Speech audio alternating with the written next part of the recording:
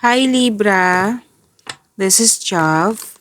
Welcome po sa ating channel. By the way Libra, this is your monthly Gabay Tarot reading ngayong April 2026. Gamitin ang reading na ito bilang kabay lamang. Tandaan Libra, ito po ay general reading.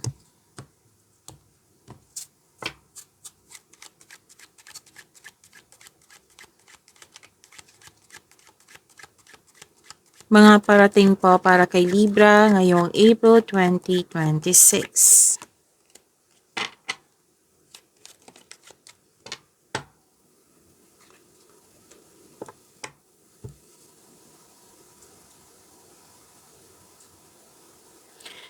Okay, may ano dito.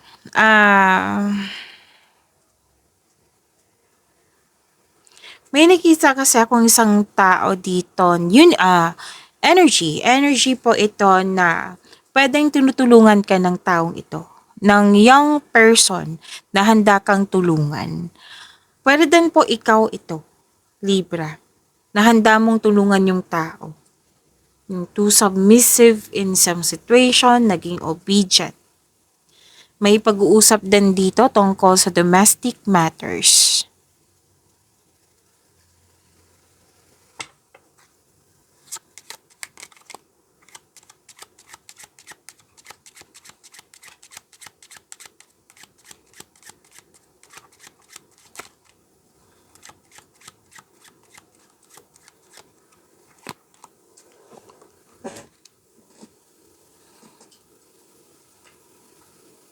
Okay, Libra.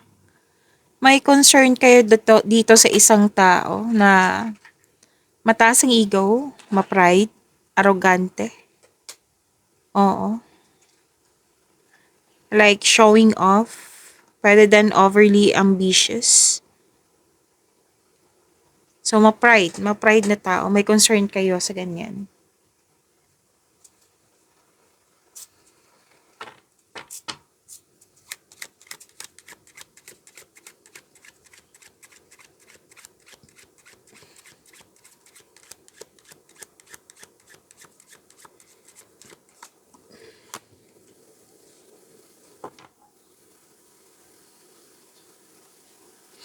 Okay. Mag-ingat kayo sa isang tao ha. I think, kasi may nagsabi sa akin ngayon, pwedeng kasamahan mo to sa career or may involved dito na money. Okay? Kasi may nagsabi sa akin ngayon. May tao kasi dito ang hindi totoo, na hindi maganda yung mga ginagawa niya. Like, cheating, pwedeng magnanakaw to, or something or someone taken away, loss of connection, loss of things, or loss of opportunity, hindi nagsasabi ng totoo sa'yo. Yan. Pwedeng nasa career and money siya. Basta may involved dito sa work or sa money. Ingatan din yung mga valuable things nyo ha. Kasi hindi ko naman kayo tinatakot kasi lumabas dito sa Libra. So much better alam, 'di ba? Maging careful kayo. So unahin ko na kayo na hindi ko kayo tinatakot. Okay? So be careful na lang. Kumbaga pag-iingat. Kasi may valuable things dito na posible na hindi sana matuloy, 'di ba? Na ma-misplace. Pwedeng walang ganyan, kundi huwag kayo mag-spend time, sabi ng card, huwag kayo mag-spend time sa mga tao na drain kayo, na drain yung energy nyo. Like stealing your peace of mind. Kumbaga, energy vampire po ito. Like for example, dumating siya. Tapos, wala pa siyang sinasabi sa'yo or ginagawa, na-drain ka na. Na-drain na yung energy mo. Like, heto na naman siya. Ayoko talaga sa kanya. Ayoko sa energy niya. Yan. So, someone, pwedeng more than 2 person to. Oo. Hindi lang to isa. Hindi lang to isa. More than 2. They're stealing your peace of mind. So, sabi ng card, hindi kailangan na magalit, kundi umiwas na lang. Huwag kayong mag-spend time sa mga tao na drain yung energy mo. Kasi 'di ba, we are protecting our inner peace. Ang hirap niyan, madadrain agad yung energy mo. Mm.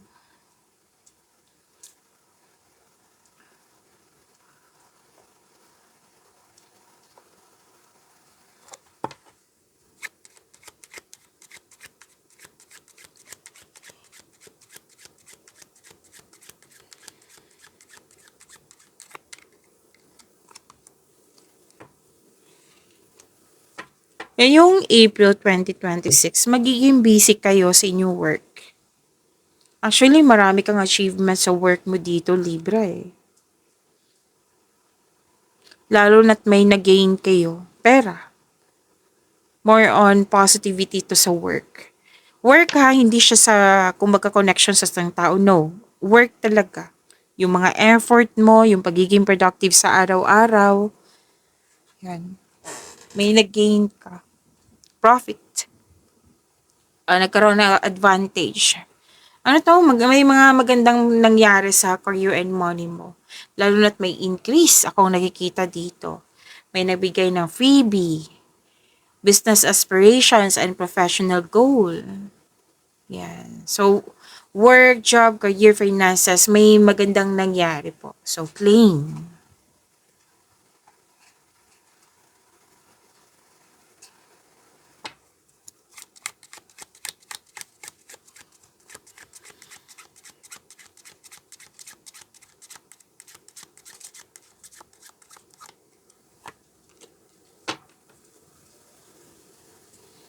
Oh, love is blooming. Positivity. Ang nakikita ko dito. Like, itong mga nagbigay ng inspiration sa'yo, sila ang isa sa dahilan na magkakaroon ng healing, magkakaroon ng recovery. Isa din sila sa dahilan na yung ma-motivate ka ng dahil sa presence nila. So, kahit may mga tao na naubos yung drain mo, di ba sinabi kanina, may mga tao din na mag-feel sa iyong energy. Kasi love is blooming, happy ka pag andyan sila, you have the support. Actually, may ano din dito eh. Ligawan. Pwede ngang pumasok to sa relasyon. Libra. May nagustuhan ka, may nagkagusto sa'yo. Yan. Hindi lang to sa buhay pag-ibig, Libra. Kundi may nakikita rin ako sa career and money mo. So, this is a two cards na nagsabi na may magandang mangyayari sa career and money mo. Oo, na may promotion, pagtaas ng kita, sweldo, allowance, or ng iyong posisyon. May expansion, growth and expansion. Ang ganda. So, claim po, ang ganda po nito.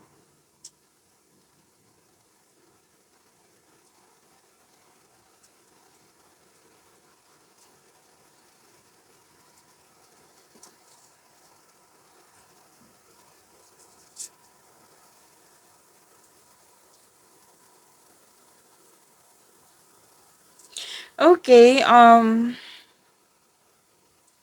may nakita kong buntis po dito. May nakita rin akong, okay. Pwedeng yung inaakala mong friend, oo.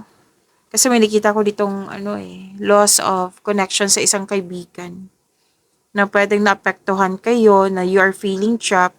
Kasi nakikita ko dito, you're feeling trapped, nagkaroon ka ng, parang nakatali ka sa isang bagay, sa isang sitwasyon, or sa isang tao na ikaw nahihirapan. Pwedeng nahihirapan ka sa pagsunod ng rules, pwedeng nahihirapan ka kasi may limitation na nangyari, you feel restricted, loss of freedom, or unable to express yourself. So, sabi ng card, stop punishing yourself. Hindi yan nakakabuti sa'yo. Tulungan mo yung sarili mo, Libra. Kung gusto mo ng isolation, like mapag-isa muna, then go ahead. Kasi may tao na pag me time, alone time, dyan bumabawi sa energy. Yan. Pero din nabibigatan ka sa obligasyon. So, communication is the key. Okay, so kailangan palayain yung sarili mo, freedom, recovery, and balance.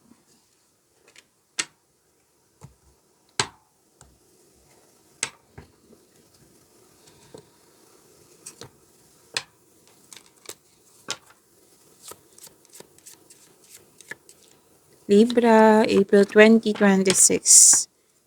Angel number 1212, duality. So, sabay-sabay tayong basahin ito. I-zoom in ko na. O, klaro na. Okay. Within you are shadows of dark and beams of light. The divine is reminding you to embrace the duality that is your individual spark. The spark is being ignited and is ready to illuminate the path ahead. To attract more blessings, let us say the power affirmation. Let us say, so i-post nyo po yung video para sabay-sabay tayo mag-recite ng power affirmation. I-zoom, i-focus ko lang. Bakit hindi to ma-focus? Okay, I think mabasa nyo na. So i-post nyo po. I-recite nyo po ha, kasi nakakabuti to sa energy nyo. So let us say the power affirmation. I fully embrace who I am and allow change where it is needed. I trust the duality within me. Again, I fully embrace who I am and allow change where it is needed. I trust the duality within me. So may pagbabago na mangyayari. Itong pagbabago na ito na kailangan mong i-embrace. Kasi tsak naman matutuwa ka sa pagbabago na ito. Kasi alam na alam mo yung gagawin mo eh. So, embrace these changes. Oo. At magtiwala din, makinig sa inyong intuition. Trust yourself also. So, angel number 1212, claim.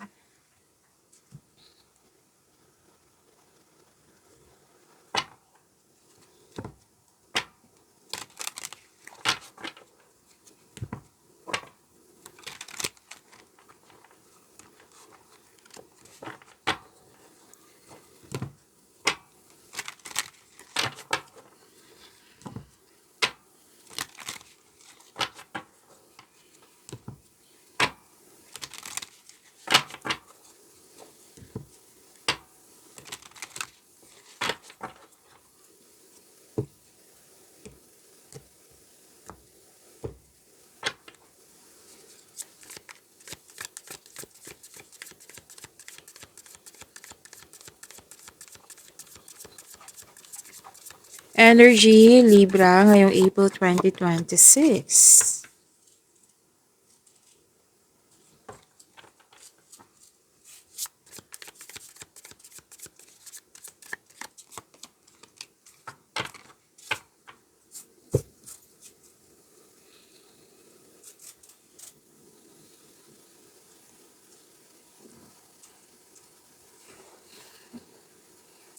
Okay, Libra.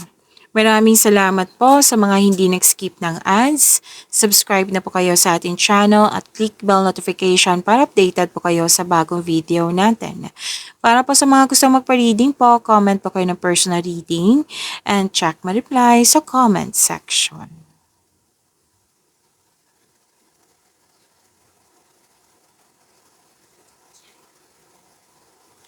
Wow, ang ganda naman ng energy nyo.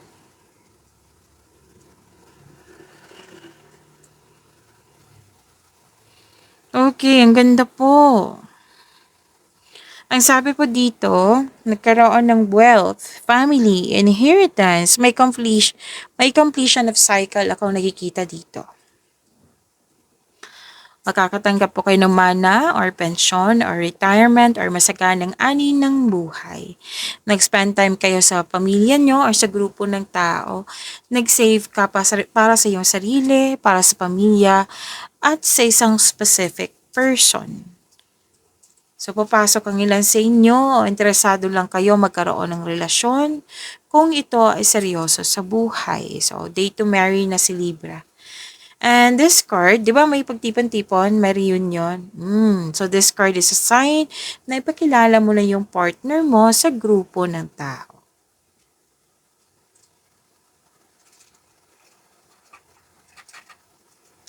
So, may plano din kayo ng pamilya mo na magbuo ng family business. At very supportive yung pamilya mo or grupo ng tao sa plano mo. Plano sa kayong career and money. Yes, career and money to eh. At may ilan sa inyo may alok. Okay? May alok dito na business partnership with close friends. May posibilidad din na bibili ka ng property ngayon. So, full support ang iyong family, grupo ng tao sa plano mo sa buhay. Tapos sabi ng iyong card, maghingi kayo ng payo. Maghingi kayo ng payo sa taong nirespeto mo na mas matanda pa sa'yo or wiser pa sa'yo. Kasi makatulong po sila.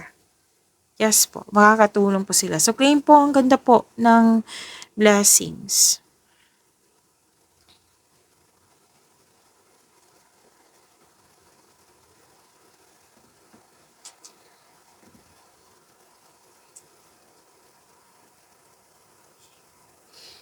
Okay, so may awakening, may realization, may acceptance, self-assessment. Kasi this is ending with new beginning eh. May transformation na mangyayari po. And which is good kasi nakikita ko dito na very confident ka. You have the power. May parating na paghahatol or may pagbubunyag at may magsusorry sa'yo. And this is also means accept and release your past so you are able to enjoy the next phase of your life. So surrender, accept, release, and forgive.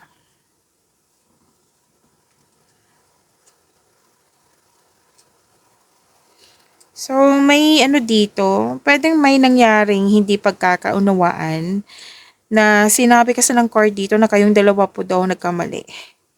Oo, so accept your mistakes as well sa person na ito so you can successfully let the past go. So, hindi lang to sa person mo ha. Pwede sa taong malapit sa'yo. So, para magkaayos na kayo, kailangan ng acceptance and letting go. Maaari din magpakita o may balak bumalik yung dating malapit sa'yo na nagkaroon ka ng loss of connection. Para po humingi ng tawad. Para po mag-put ng closure. So, kung mangyayari na ito kasi balak pa po eh. Kung mangyayari ito, seek forgiveness in order to move forward. At kung gusto mo mangyari talaga to, ipag-pray mo. Ipag-pray mo kay God. Okay? Kasi balak pa po ito eh. So, sana ay magkaroon siya ng courage. Okay, Libra? And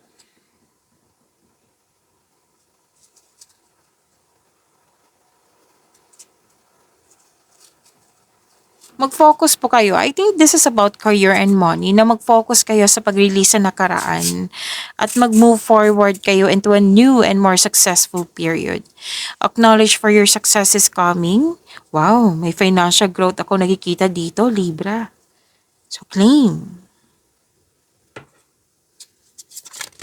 Oh, ang dami nito. So, kunin natin yung nauna. Pasensya na po. Yan.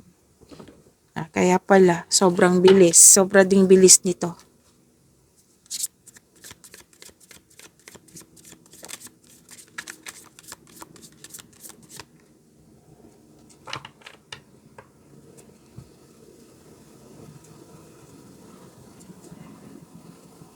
Inom muna akong tubig. Saglit lang po.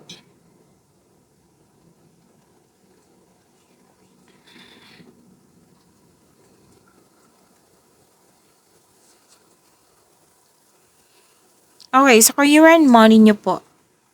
Nanindigan sa desisyon. Nanindigan kayo at very focused kayo sa mga ginagawa nyo sa inyong layunin, sa inyong proyekto. Okay, may nakita kong away dito nang dahil sa hindi pagkakasundo. Sabi ng yung card, hindi kailangan magalit kasi we are protecting your energy, like wag mag-create ng blockages kung pwede. Kung pwede po, umiwas na lang. Kung pwede, kung gusto mo. Tapos may dumating na mabilis. So, mabilis yung labas ng cards mo kanina. Mabilis po ito eh. Mabilis ang pagdating ng balita or opportunity na bibigyan din ng mabilis na aksyon na magiging productive ka. So this is ang energy mo kasi dito sa career and money mo very confident, matapang. And be careful lang po sa mga ginagawa at pinipiling desisyon para magtagumpay po ito.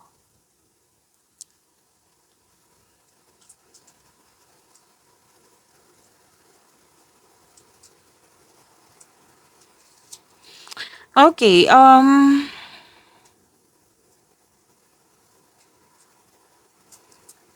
some of you are earning money as a teacher. Pwedeng professor, kung ano man itong mga nagtuturo. Coach, yan. And this is also means na some of you, pwede din hindi ikaw to. Okay, sige, unahin ko muna yung message. This is also means you're going back to school or mag-study, balik study ka. Pwede din na mag-take ka ng masteral or board exam para magkaroon ng traditional career path or you're moving up to the ladder of success. Now, unahin ko na kayo. Kasi may nag-comment, paano to, Miss Jav? Retired na ako. Wala akong trabaho ngayon. Pwedeng ikaw yung nagpaaral sa isang tao na malapit sa'yo. Pwede din na kung ano yung achievement niya, masaya ka para sa kanya. Pwedeng anak mo, like for example, anak mo magte-take ng magbalik aral kasi magmasteral. Oo, magre-review kasi mag-board exam. Yan. So, susundin po ito, like susundin, magkakaroon ng traditional career path or you're moving up to the ladder of success. Yan. And you're showing your kindness to everyone, ha? Ang ganda nito.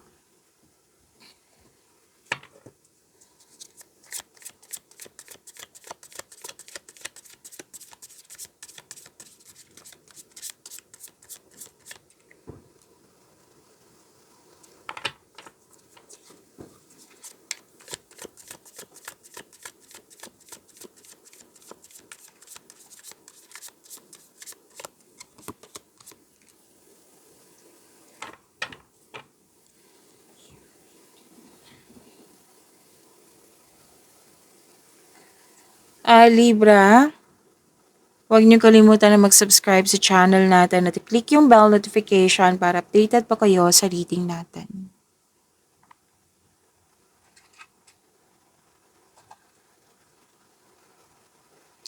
Love life, self-love, partnership, and romance. Bless po kayo kasi yung parating mong partner ay may emotional intelligence. Marunong magbalanse sa kanyang emotion. Actually, may ano dito may sabi dito, parang nag-comment ka dito na, ano ba to?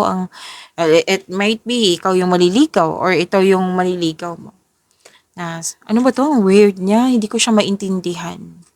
Pero once makuha mo yung loob niya, sabi ng yung card, may wonderful potential po for deep love. Yan. Baka iba yung love language niya. Diba? Sa mga relasyon sa buhay mag-asawa, iparamdam mo sa kanya na may malasakit ka at supportive ka sa inyong relasyon. Now, nakikita ko kasi dito na may concern sa lack of time. Baka humihingi na to ng pansin sa iyo or panahon. No? It might be hindi siya expressive. So, kailangan mong bigyan ng panahon yung partner mo or yung kung itong taong ito na humihingi ng pansin sa iyo. Pwede na naman to anak, pwedeng partner mo, sino man tong malapit sa'yo. Okay? And,